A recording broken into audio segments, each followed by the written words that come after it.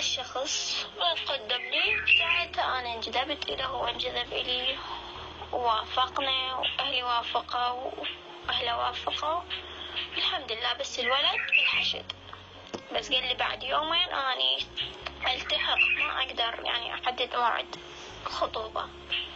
قلت عادي ما يخالف، أي وقت اللي يعجبك. قال إن شاء الله من أجي أحدد الموعد وأنا بخدمتك.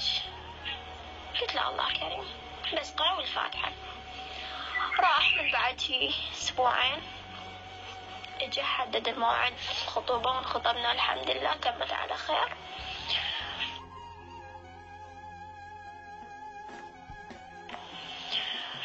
من بعد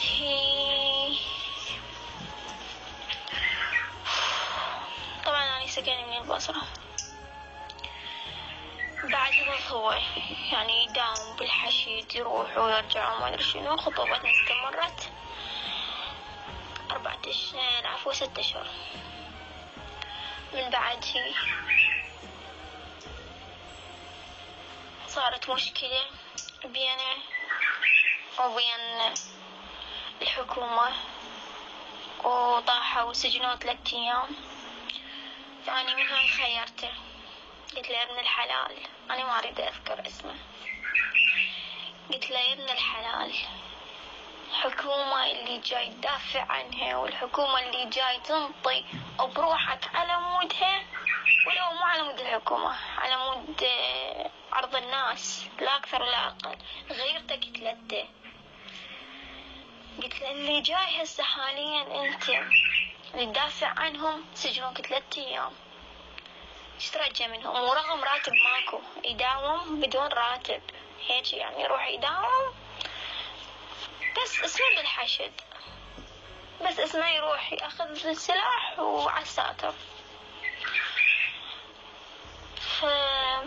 خيرت اني، قلت له ابن الحلال، لو الحشد ما طول هيك سووا بيك. قال لي لا انت اريدك، أنا جاهدت ما في كفاية اللي هنا كافي. قلت له تمام. من بعد قعد بالبيت 2 شهرين، لا بحدد الموعد مال زواجنا. تزوجت واستقرت والحمد لله والشكر. رجلي أخلاق، أدب، احترام، جمال، ما مقصر وياي بشي، كله تم تم تم تم. عيالي كذلك ما مقصرين وياي بشي، ولا أنا قصرت وياهم شيء. استمرت زواجنا 2 شهرين. من بعده أختي صارت عندها ولادة الكبيرة، يعني أنا عندي بعد أخت ثانية عمرها 4 أشهر تقريبا هيك أو 3 أشهر. فأمي خابرتني، قالت لي تعالي يم أختك الصغيرة، لأن أختك عندها ولادة. قلت لها أوكي جاية أنا. قلت له، قال لي يلا مشينا. جابني أول يوم أحكي وياه، ثاني يوم اختي جابت الحمد لله والشكر، طلعت من المستشفى وقاعد مخابرني وقاعد نشاقة أنا وياه، وقال إن شاء الله يوم الإلنا. قلت له إن شاء الله، وما بينا أي شيء. ثالث يوم قفلت عنه، لا خابرت لا سألت عنه، ما أعرف شلون يعني. واحد وقال لي لا تخابرين لا تسألين، بالله العلي العظيم. خليت الجهاز يمي ونمت. فمن بعدها أنا خليت الصبح قعدت أدق عليه مغلق، أدق مغلق. قلت خاب جهازي بيشي، قمت خابرت من أخوي مغلق، أمي أخوي كلهم مغلق، يعني أمي أختي أبوي أخواني، أدق على جهاز رجلي كله مغلق. قلبي يظل يلعب. فأنا من بعد مليت من الصبح أدق للليل كله مغلق. قلت يا ربي، قرأت الفاتحة لأم البنين، قلت إذا رجلي بيشي خلي أشوف أنا بالضعف. بالله العلي العظيم مو روحه هو الطاهرة. حلمت بيه كأنه يمشي وأني وراه، كأني أصيح عليه باسمه. قلت له حبيبي وين رايح؟ قال لي أنا رايح راح أشتاق ليك. قلت له ليش أنت وينك؟ أدق عليك مغلق. قال إن شاء الله سمعين أخباري. قلت له ليش الصاير حاجيني جاوبني. اختفى فجأة اختفى. بوقتها لابس قاط نيلي ورجل ذاك الرجل يعني الجمال، يعني هو رجل ما قاصر بالجمال، بالله العلي العظيم جماله كارثة شخصية. فاني تعجبت فزيت من نومي. قلت لهم رجلي ما ادري بيه شيء. قالوا لي صلى على محمد انت ايش ما تتفاولين على رجلك هيك ما ادري شنو هذا الله يحسن عليك. قلت لهم هسه تودوني لعيالي بعد ما اتحمل. ابوي ظل يحكي عليه قال لي توك جيتينا ما صار لك 3 ايام من اختك نفسه من امك ما حد الها. قلت له يبقى خل اروح يعني ما اتحمل رجلي ما اعرف ايش بيه. قال لي براحتك روحي. قلت له اجيكم غير وقت اطمئن عليه واشوف انه هاي واخذ لي 3 ايام هيك واجي لان هو ما يرفض لي طلب زوجي. قلت له ما اجيكم. فاني من بعدها قمت خليت لمية غراض وهاي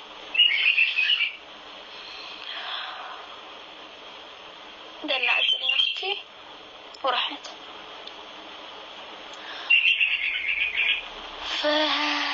فوصلت البيت عيالي قبل قلت لهم رجلي وين؟ قالوا قاعدين صل على محمد سلمي شربي لك ماي جاية قبل. قلت لهم لا وين هو؟ اتصل عليه مغلق ما ادري شنو هاي. طفر حماي قال لي رجلك التحق. انا ظليت احكي عليهم. قلت لهم ليش خليتوه؟ ليش ما خابرتوني؟ ليش ما ادري شنو. قال بعد التحق هو راح وقال لا تقولوا لمرتي ولا يضل بالكم علي بس اهم شي مرتي لا تبكي وخلوها انت ما تريد تجي هي عدلها انت ما تريد تجي خليها تجي لا حد يضغط عليها. قلت لهم ليش مو اني منعته اني حافظت عليه. قلت لهم اللي يروح ما يرجع. طلع العلي العظيم قلبي لا غزني قلبي لعب من هاي روحته الثانية. قلت لي لا صل على محمد انت شنو تفاولين على رجلك هيجي. قعدت صعدت فوق غرفتي ظليت ابكي الغرفة مطفية علي.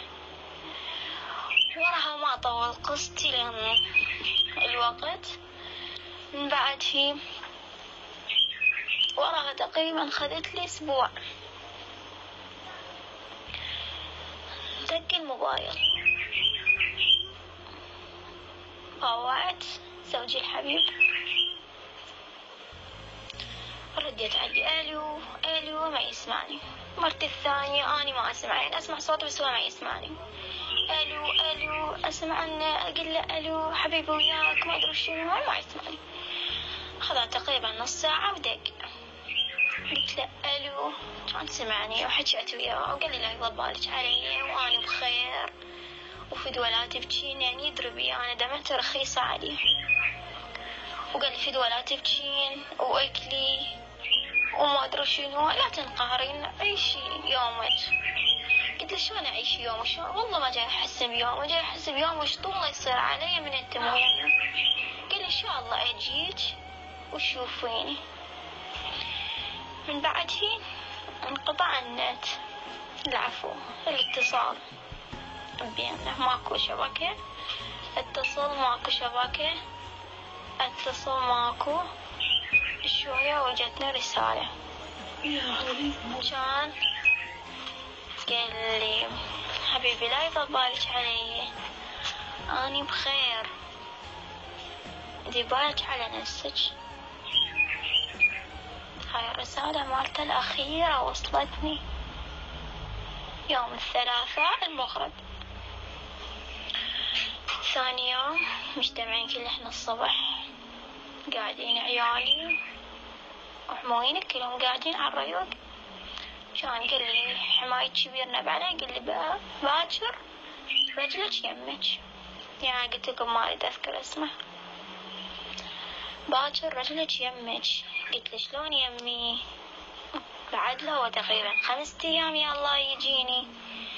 كان قال لي باكر هو يمك وخلاص صحيح، لأن معسكر أشرف راح ينزل وجبة ومن ضمنهم رجش راح ينزل. كيفت أني كان يوم مو يومي بالشغل، صعدت فوق رابط الغرفة فوق حدر، يعني حتى مسألة مالت حماية تعجبت عليها. من بعد هي تعبانة وعلى وجه محرم ترى.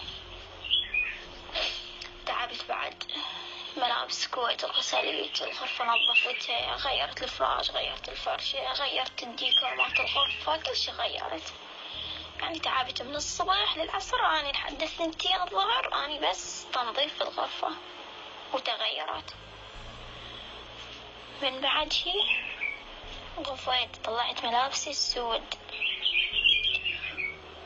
غفيت قلت خلي أنام. من أقعد ألبس أسود على الإمام الحسين. نمت وما أحس له كل شلون الصايح بكي ديك. أنا من بعدي أنا عبالي بالحلم غرفتي تفلش علي، تفلش ما حسيت بيها، خير شي فتحوها مرت حماي تدق وتنحب وما أدري شنو. قلت لها خير، قالت لي نزلي وراي. نزلت أنا وراها، توني نازلة الدرج، مباوعت لي وجهي ظل يطي ألوان وهي تدق وتنحب. خافت علي بوقتها، قالت لي صوب. ظليت أدق ونوحا الصوب، ويا ريت ما تصوب. من بعد هي ظليت من بعد هي والله تدق انوح، فقديت ما ادري شنو. قلت له وين هو؟ خل اروح لا ما ادري شنو. قالت شي وديك هسه راح ينقلون البغداد. قلت له منو قال ليش؟ قال لي خابرونا وما ادري شنو. هاي خابرت. طبعا البيت ما حد بي، بس انا وياها كلهم طشوا، سمعوا الخبر وطشوا. من بعد هي ضلينا خابرنا على عمته، لأن هم الآمر مالت الفوج قرايبهم. خابرت لهم، قلت لهم يابا شنو السالفة؟ قالوا لي انتي منو؟ قلت لهم أنا مالته، احكوا لي شنو السالفة. كانوا قالوا لي واستشهد هو. قلت لهم شنو؟ صدمت بوقتها. قلت لهم سدت التليفون، قلت ما تحبها. قلت شلون تقولي لي وجهي مصوب؟ والله تحكي جيران التمة حمويني اجوا، حماتي عمتي. قلت لهم شلون تقولون مصوب مستشهد؟ ظليت ادقن وانوح، فقدت ما ادق روحي بعد. من بعد هيك من بعد هيك قعدت واني خالته ما ادق روحي. قالوا لي أهلك يدرون؟ قلت لهم لا ما يدرون. خبرت على أهلي. من بعد اجوني أهلي، ظلت أديك أنوح ما رجع لي. بعد الفاتحة لزمت عدة، ولازم ألزم عدة أهلي. ودعتهم هاي، صليت وجيت لأهلي. من بعد هي بدت المصايب تكثر، الهم يكثر.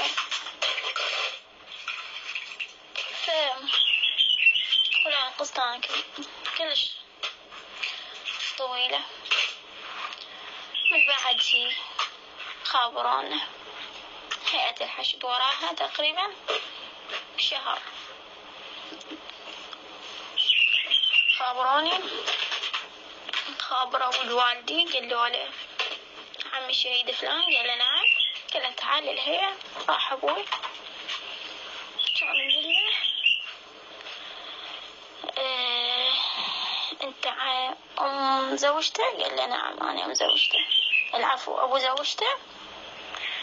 قال له نعم أنا أبو زوجته. تفضلوا. قال له هذا القسام وبين الولد ما متزوج، لأن أنا وياه عاقدين بس عقد محكمة ما مصدقين الجناسي. فقام هو أبوي دزوا على هيئة الحشد، دزوا على القصور وما أدري شنو هاي. يا ليش خبرت على عمتي؟ قلت لها ليش سويت يعني ما متزوج؟ قلت لها أنا ما أريد شي، يعني راح مني مو هين. قلت لها لو يرجع أبي أثاول عليه وأرجع عنه. قلت لها أنا لا أريد فلوس ولا شي، يعني عشت بدلالة وشفت وعشت والحمد لله والشكر. قلت لها بس أريد أن عرضي شرفوي. قلت لها هاي المنطقة تدري فيها أنا هسه متزوجة وزوجي شهيد. باكر عقبه من يدري بي أنا؟ باكر عقبه من ذا شنه؟ من يدري بي أنا مرة الشهيد وشنو يثبت لهم أنا مرة الشهيد؟ قلت لي باكر عقبه تتزوجين وبعدك صغيرة وما أدري شنو هاي ومشاكل صارت وطلايق وما تفك وما تفك وما تفك ولحد الآن يعني عشت بعلل، يعني فوق ما رجلي كسرني، فوق ما عذبني بغيابه. عذبوني أهلي ليش؟ يعني أوجه رسالة لبعض الشهداء ومو بس أني، مو بس أني مظلومة، ترى هواي بنات مظلومات. بالله العلي العظيم يعني من أروح يعني أراجع أو فد شي دائرة وهاي يقولوا لي بعض البنات يعني اللي أقعد يمهم كذلك هم يعني قالوا له والله أنا عمي نكرني وعمي أخو أبوها قال نكرني بين الولد ما متزوج وقاعدة أقوم على دعوة، والثانية كذلك قالت أنا ماخذة قرايبنا بس يعني مو قرايبنا اللح كذلك هم يعني نكروني.